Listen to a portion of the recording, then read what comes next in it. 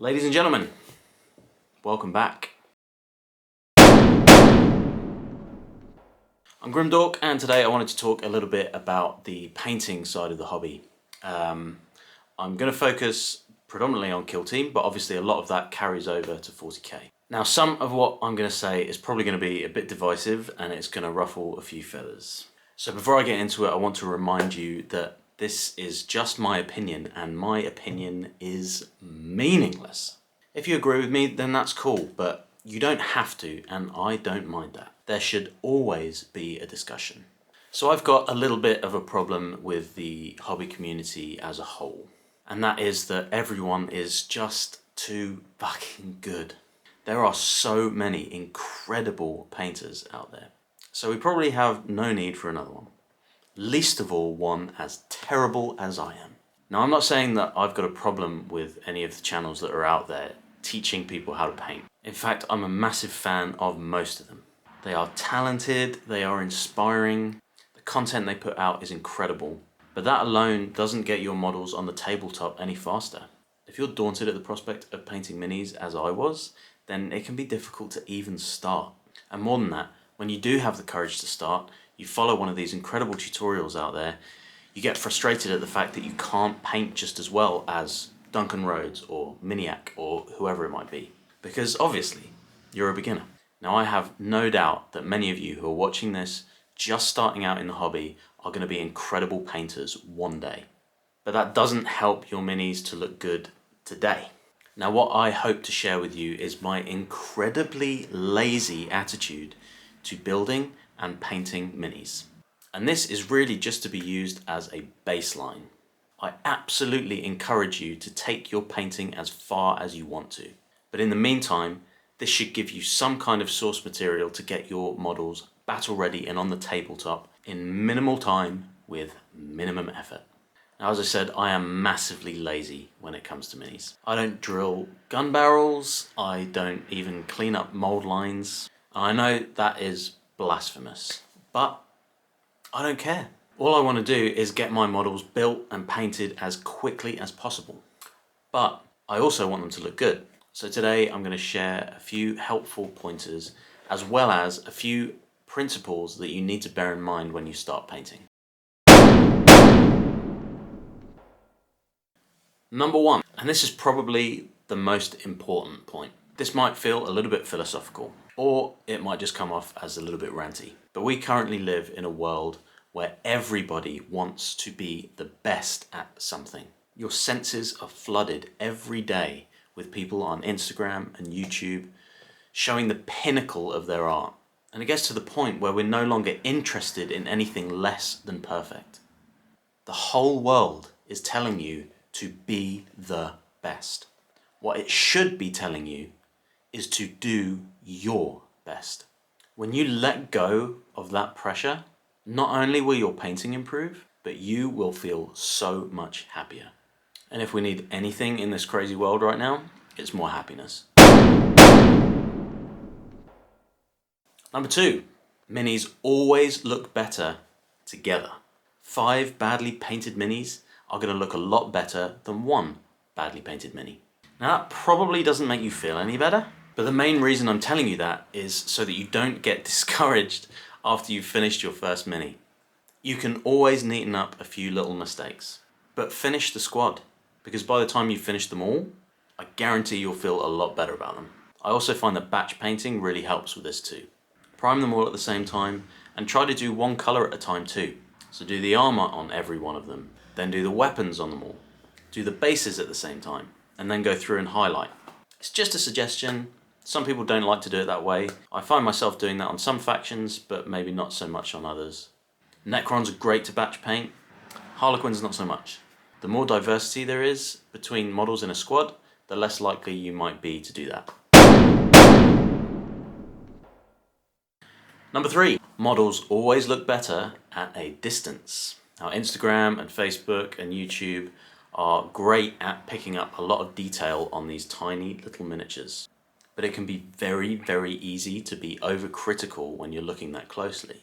Most of the time, we're not looking that closely. So try not to be overcritical of your work. Think about how they're going to look on the tabletop. especially when they're all together. Remember, the main function of these models is to be used as characters on the tabletop. They're not all supposed to be showpieces to be scrutinized under a magnifying glass.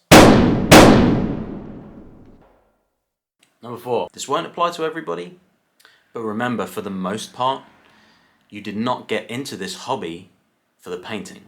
You got into the hobby to have fun. So try not to put the pressure on yourself too much about painting these models well. Because ultimately, when they're on the tabletop, blowing each other to smithereens, you're going to forget about how they're painted anyway. That being said, you should definitely have words with yourself every single time you put an unpainted model on the table. Because having painted models on the table will make you feel really good. Number 5, and this is a Kill Team specific one really. So painting might not be the first reason that we get into this hobby, but the fact that it's a creative hobby is a really beautiful thing. Kill Team really leans into that, because if you think about it, you don't have to be tied into any specific sub-factions. If you want to play Space Marines, you don't have to paint them up as Ultramarines or Blood Angels or Flesh Tearers or Imperial Fists. You can paint them however you want. Make up your own backstories, make up your own colour schemes, even give each model a name. You have so much potential to use your imagination with Kill Team. More so, I think, than you do in 40k. And it's not just Space Marines either. You can paint basically any faction however you want. Your painting should be an extension of your personality. So don't be scared to let your personality shine through a bit.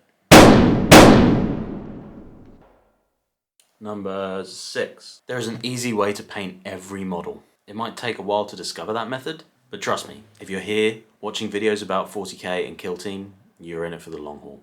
Don't be scared to experiment or to cut corners. We're going to be cutting a lot of corners. Number 7. Again, this might be more of a Kill Team thing than a 40k thing, but you really don't have to spend much money when you get into painting. A couple of brushes, a handful of paints, some rattle cans, and a bit of patience. It really is all you need to get started. Before I show you some of my models, I wanted to give a bit of a shout out to Maniac. Now, if you're already into the hobby, then you probably follow him already. And if not, what are you doing? Turn off this piece of trash immediately and go and subscribe. One of Scott's videos really was the catalyst for me even starting this channel. He posted a video only recently which really struck a chord with me. In the video, he talks about how it's easy to get in a bit of a funk about painting from time to time, and to question your worth as an artist. And it kind of follows him as he finds his flow again by painting a mini for one of his best friends. His friend's reaction to this honestly beautifully painted mini was all he really needed to reaffirm to himself that he is indeed an amazing painter. Now, Scott's work is always outstanding, as are all of his videos, but that video in particular really did affect me. I guess what I'm getting at is that when you're starting off on this journey, you're probably not going to win any awards with your mini painting. But trust me, it won't be long before your friends and family start getting impressed with the work that you've put into these incredibly detailed little minis. I would say that that's far more rewarding. So with all that being said, I'd like to show you a few of my minis now. Hopefully this is going to give you an indication of what you can expect your minis to look like by following a few very basic principles. And a lot of corner cutting. Contrast paints, washes, and a lot of dry brushing.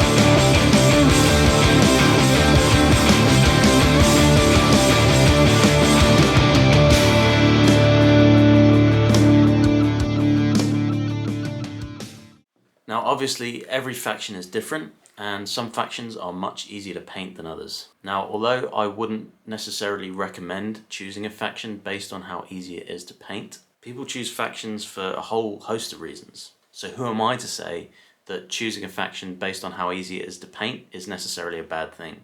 A couple of these models took less than half an hour of actual painting to finish, and one or two of them took a couple of hours. The techniques and methods that I used are pretty much the same, all of which are very easy to get your head around and very simple to implement, even for beginners. Now obviously most of what I'm going to show you will carry over to 40k or AOS or whatever other games that you might play, but I'll pretty much exclusively be focusing on models used for Kill Team. Before too long, I would like to have at least one video for every faction of Kill Team, but these videos will take some time. So please let me know in the comments what factions you would like to see first. So in conclusion, let me say this. I'm Grimdork and I suck at painting. But that's okay. Own the suck. That's it for me, till next time. But please bear in mind that Kill Team content is still quite short on the ground. So if you like this video, then please spread the word. Hit like, leave a comment, think about subscribing, and I'll catch you soon. Pew pew pew pew.